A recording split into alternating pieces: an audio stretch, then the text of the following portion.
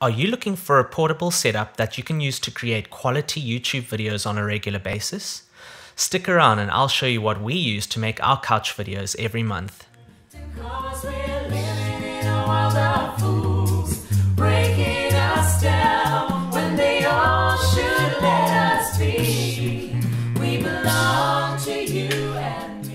Hey Anec folk, welcome to the first video where we show you a little bit of the behind the scenes of what we actually do to create our couch videos.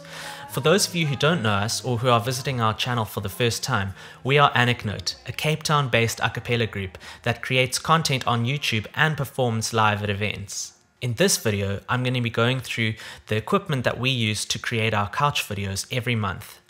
I won't be going through the intricacies and the settings of each of the pieces of equipment. This is more a list of everything that we use so that you can get an overall picture of everything that we have in our setup.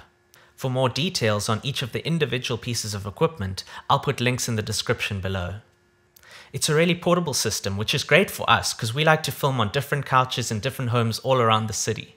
In fact, if you'd like us to come and record one of these couch videos in your home, just write a comment below this video and we'll be in touch. Obviously, the first part of equipment that you need in a setup like this is the camera itself. We use the Canon 600D, or in some parts of the world it's called the Canon Rebel T3i. And we also use the standard kit lens, which is the 18 to 55mm lens. We shoot at 1080p at 24 frames per second, and then we play around with the other settings like the ISO and the white balance, depending on the venue that we're shooting in and what light sources are available, because that's the other thing. We don't have a specific lighting setup. We kind of use what lights are available in the room. Hopefully there's a window that can let in some natural light. So as I said in the intro to this video, I'm not going to go into the specifics or the science behind aperture and ISO and focal length and all that kind of stuff, but I will link some videos in the description if you want to check out these things in more detail. The picture style that we use is Cine Style from Technicolor, which is a free to download preset that you load into your camera. This just gives us a lot more control in post-production if we want to change the saturation or the contrast, the brightness, and overall it just gives us a lot more control in post-production. Over the last 3 years, we've only shot one video at a time in each location, but now we want to be more regular with our uploads, and so we're shooting at least 2 videos at a time. That means we need more memory cards and batteries, and so we have spares of all of those. You can buy original Canon batteries, or you can buy third-party batteries like this one from Harnell. I won't go into specifics of the memory cards, but any of the ones in the description below will work fine for high-definition video. I'll also link a video which explains some of the differences between the micro and SD cards on the market today. Next, you need a tripod to keep the camera stable. We use the Harnell Triad 30 Lite. It comes with this ball head and quick release plate, but because I do other camera work, I wanted a fluid head on top of the tripod, and so I've permanently added the Manfrotto 128RC to the tripod. This isn't necessary if you're only going to have a static shot like we do in our videos, but if you'd like to up the capabilities of this tripod, then a low-end micro fluid head like this one will go a long way to creating those smooth pan and tilt shots. It's really well built, and I'll put another video link in the description so you can see more about it. We do use a second tripod in our setup, this one. It's not branded and we don't have the box anymore, so I can't tell you exactly which one it is. But there are so many of these inexpensive tripods on the market today. You just need something that will keep your audio recorder steady. And that brings us to the audio recorder. We use the Zoom H4n. It's got a stereo pair of microphones on the top, which you can change from a 90 to 120 degree pattern, and that depends on how wide you want the stereo field to be. We also use the 2 XLR combo inputs at the bottom of the device. We used to only use one when we mic'd up Dan and Mornay with the Rode NT2A, but now we've been experimenting by adding a second microphone into our setup. And so having the 2 inputs really gives us that flexibility.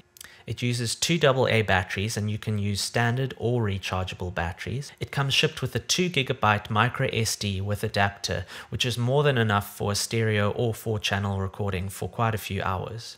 It can provide phantom power at 24 or 48 volts, which is great if you want to run a condenser mic like we do. And you can balance the gain of each of the mics independently on the device. We record in 4-channel mode, which means that we're using the stereo pair at the top as well as the 2 inputs. But if you just want to use the stereo pair, it's a really good set of microphones.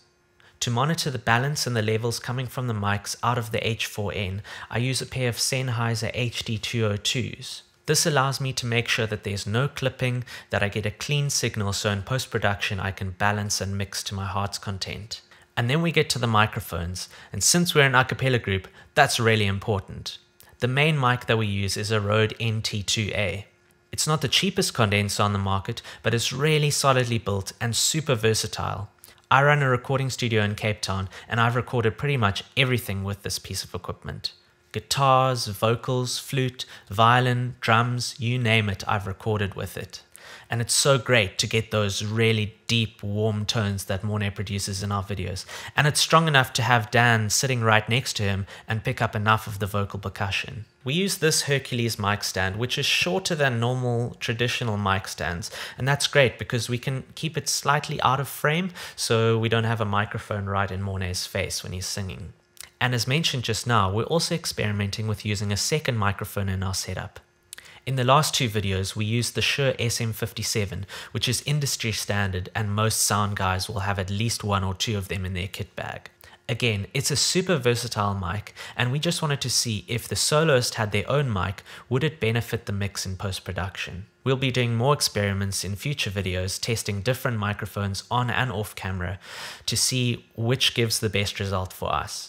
The only thing we haven't invested in is lights, and some of the locations that we've worked in haven't had the best ambient light, and sometimes we've had to reshoot the videos. So definitely lighting is the next thing that we're looking at investing in. Obviously the downside is that we'd have more stuff to transport and set up, but the control that we'd gain from extra lights may be worth the effort. Do any of you have suggestions of what we might try for lighting?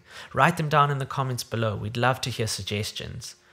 We aren't in the market for professional level studio photography lights, but we would like something compact, easy to set up, easy to use, easy to pack up and transport.